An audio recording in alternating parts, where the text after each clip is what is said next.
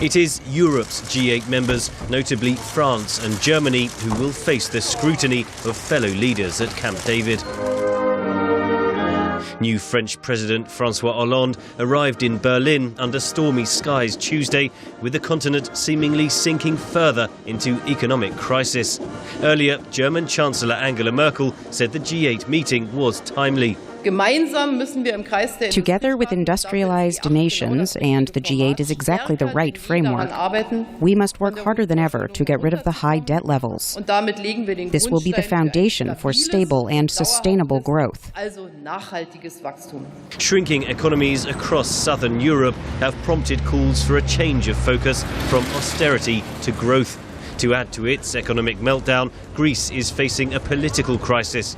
Elections failed to produce a majority for any one party or coalition, so the country goes back to the polls in a month. G8 leaders outside Europe will have a simple message for the Eurozone, says Stephanie Rickard of the London School of Economics. I think they're going to say, hey, Eurozone leaders, you need to solve this problem. I think they're going to say, this is not a US issue, this is not a Canadian issue, this is really a European issue, and Europe needs to clean house. EU leaders have looked to China's booming economy for help in pulling the Eurozone out of its debt mire.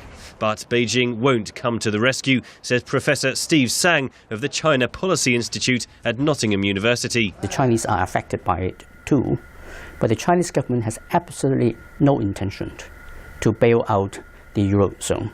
From their perspective, there's no reason why the hard-working Chinese should put their very hard-earned cash to bail out the very wealthy and in some ways lazy Europeans. Russian President Vladimir Putin is not attending the meeting. Moscow says he has domestic affairs to deal with, but he is sending his prime minister. One new face at the G8, French President François Hollande, faces a baptism of fire on the world stage. En route to Berlin, his presidential plane was hit by lightning, forcing it to turn back.